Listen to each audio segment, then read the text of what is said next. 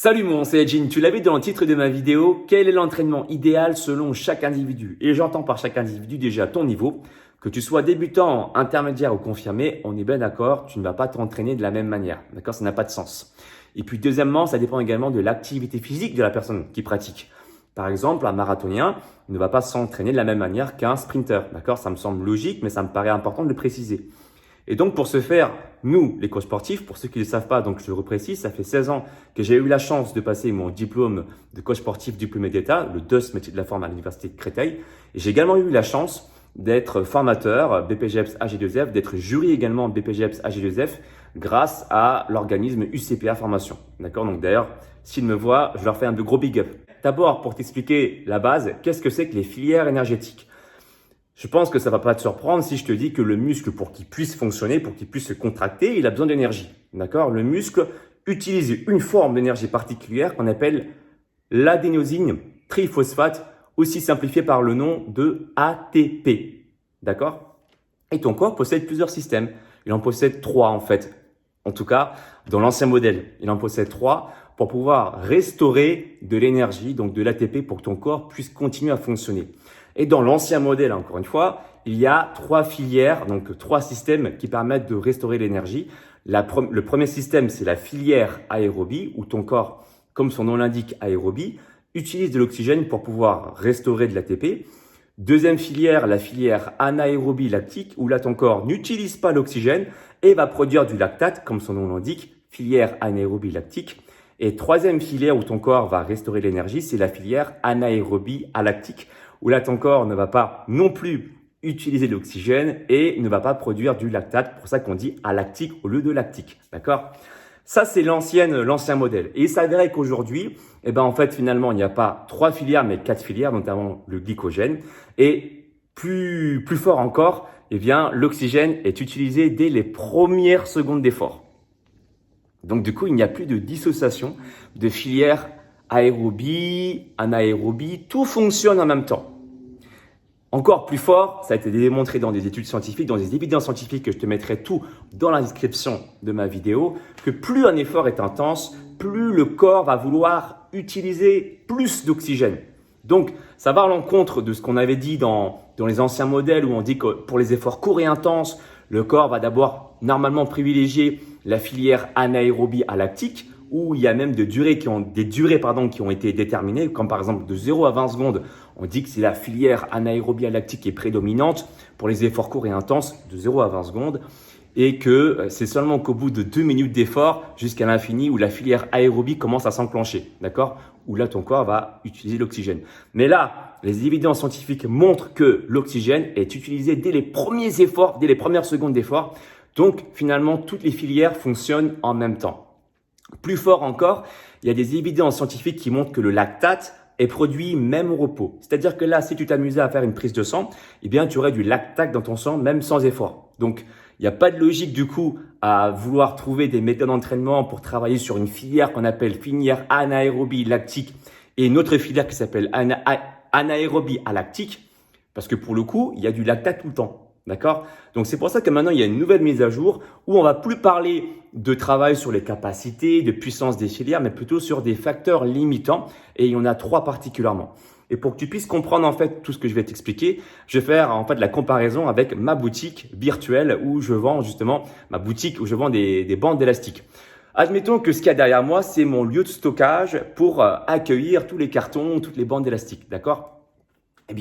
En fonction déjà du niveau de la personne, que tu sois débutant, intermédiaire ou confirmé, on va pas travailler les mêmes facteurs limitants. Il y a un facteur limitant qu'on appelle local au niveau musculaire et ça concerne surtout le débutant. Le débutant, si tu veux, dans sa cellule musculaire, si on prend l'exemple de son biceps, lorsqu'il fait des biceps curls, d'accord? Si on fait un zoom sur son biceps, il y a plein de fibres musculaires. Et dans une fibre musculaire, il y a un organite qu'on appelle la mitochondrie. C'est quoi la mitochondrie? C'est une usine centrale où là est produite l'ATP, d'accord? Et là-dedans, il y a aussi l'oxygène qui passe. Plus ta mitochondrie, donc plus l'usine centrale est grande et plus tu vas produire de l'ATP. Donc, pour le débutant, ça consiste, si je fais la comparaison avec ma boutique Alex Levent, à avoir un lieu de stockage plus important, plus imposant pour que je puisse stocker plus mes bandes élastiques ici présents. Et donc, pour ce faire, les dernières Évidemment, scientifiques ont montré que ce qui marche le mieux pour faire grossir le lieu de stockage, donc les mitochondries pour les débutants dans les cellules musculaires, de les faire grossir. On peut hypertrophier les mitochondries. Hypertrophier, ça veut dire faire grossir. Eh bien, il faut faire des hits. Des hits comme je peux le proposer sur ma chaîne ou dans mes coachings de 3 mois, où là, pendant un temps donné, par exemple 45 secondes d'effort, tu vas te donner à 100% et 15 secondes de récupération avec un temps de récupération assez court pour favoriser justement l'hypertrophie de tes mitochondries. D'accord? Et d'autre part, si je fais toujours la comparaison avec mon lieu de stockage, si j'ai besoin de bien stocker, il faut que j'apprenne également à porter bien les cartons et à les poser convenablement dans mon lieu de stockage. Et donc là, les exercices de HIIT, c'est également très intéressant pour améliorer ce qu'on appelle la coordination cerveau-muscle pour le débutant. Donc ça, c'est son facteur limitant, d'accord?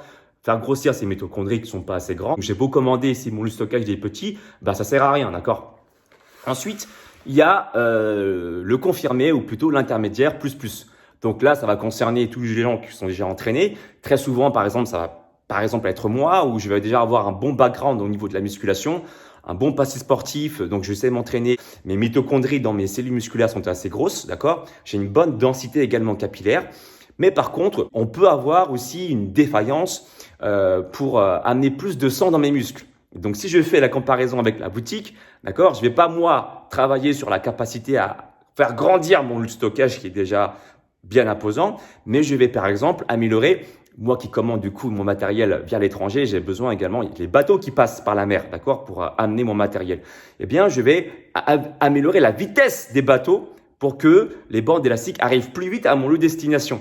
D'accord? C'est ça que je vais améliorer moi.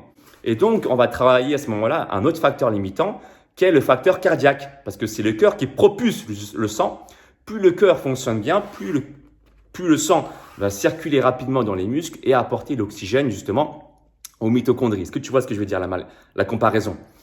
Et donc, pour ce faire, les dernières revues scientifiques ont montré que pour pouvoir améliorer cet effet-là, il faut travailler de façon graduelle. Je m'explique. Dans mes hits, pour faire toujours la comparaison avec mes hits abdo-cardio, eh bien, au lieu, après un échauffement pour le premier tour, au lieu d'être à 100%, je fais un entraînement graduel. Je commence par du 50% d'intensité.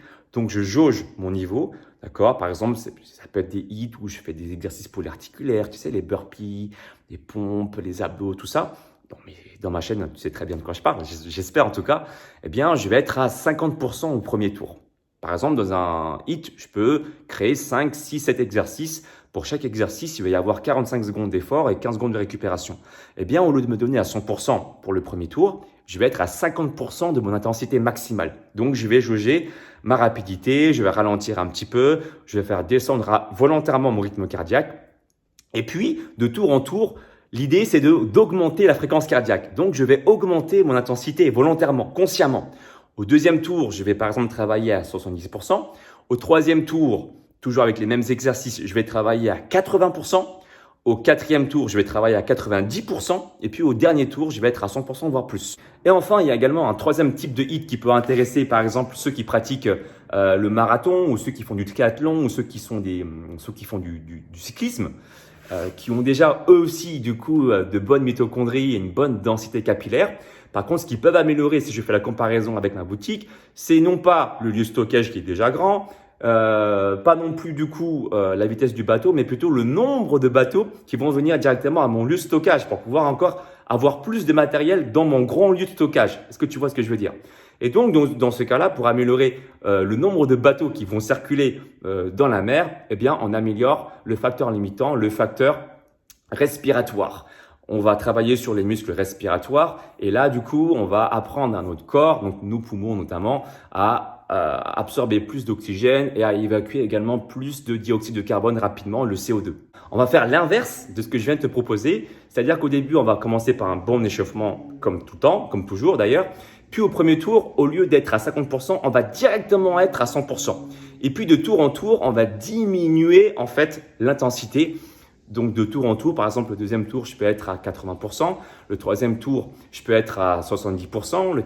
Le cinquième tour, je peux être à 50%. Tu vas du coup améliorer ce facteur limitant qui est le facteur respiratoire. Donc pour résumer un petit peu ce que je viens de te dire, si tu veux que j'aille plus loin également pour que je te fasse des vidéos plus détaillées sur la physiologie, je t'invite à t'exprimer dans la barre des commentaires. Mais là, je te fais un résumé pour que tu puisses comprendre déjà et repartir avec une base concrète et bien comprise à la fin de cette vidéo.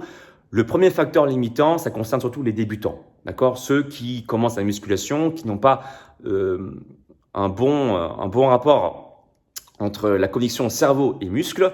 Il faut qu'ils travaillent ça, donc les HIIT servent à ça aussi, et augmenter leur taille des mitochondries, donc augmenter leur lieu de stockage déjà. Ça, c'est le premier facteur limitant qui concerne surtout les débutants. Ensuite, deuxième facteur limitant qui va concerner surtout les gens qui sont déjà entraînés un peu comme moi par exemple, où là, on va pas entraîner directement le lieu de stockage, parce que pour le coup, j'ai beau avoir un lieu de stockage plus imposant, si les bateaux passent pas, et ben du coup, j'aurai rien dans mon lieu de stockage. Donc, j'améliore la vitesse de mes bateaux, d'accord, qui vont arriver dans mon lieu de stockage. Et pour ce faire, il faut améliorer du coup le système cardiaque. C'est le facteur limitant. C'est le facteur cardiaque. Et donc, pour ce faire, comme je viens de t'expliquer, on va travailler de façon graduelle. On fait un bon échauffement, puis de tour en tour, on augmente l'intensité. Et enfin, le dernier facteur limitant, c'est pour améliorer du coup le nombre de bateaux qui vont circuler dans la mer et qui vont arriver du coup beaucoup plus rapidement ici dans mon lieu de stockage.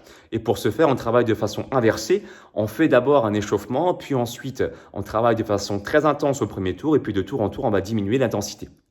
Donc voilà du coup les nouvelles données que j'ai pu apprendre. Je vais pouvoir également te partager plus de connaissances si tu le désires dans la barre des commentaires. Exprime-toi. Si tu veux que j'aille plus loin dans les explications physiologiques de façon plus détaillée également, bah du coup fais-le moi savoir. Et pour ceux qui souhaitent aller plus loin, je peux également te coacher et te proposer ton plan sportif et ton plan alimentaire qui se passe justement sur mon site alexlevent.com ou sur 3 mois. C'est moi qui réponds à tes questions par mail si tu en as pour que tu puisses améliorer ton physique, améliorer également ton mental, avoir un corps plus athlétique, plus musclé. Et pour ceux qui veulent se muscler de façon indépendante, j'ai aussi créé 2 e-books, pectoraux visibles en 90 jours et abdos visibles en 90 jours qui se passent également sur mon site. Et n'oubliez pas que ne vous donnez aucune excuse. Téléchargez gratuitement, c'est gratuit le téléchargement, mon application Alex Levent. Là-dedans, c'est gratuit, il y a plus de 400 exercices expliqués, des consignes, les erreurs à éviter et tout ça. Et j'ai même créé une version pro là-dedans où il y a 15 programmes inédits où justement vous allez pouvoir améliorer vos capacités, votre capacité physiologique, même physique, vous allez changer physiquement pour avoir le corps par exemple de Goku, avoir les bras de Majin Vegeta. C'est dans la version pro de mon application Alex Levent. N'oubliez pas le pouce en haut de partager la vidéo également à tous ceux qui s'intéressent à la physiologie. Et si vous êtes des experts dans le domaine, n'hésitez pas à compléter mes propos ou à les corriger si besoin. Et je vous dis à tous, à tout bientôt. Ciao!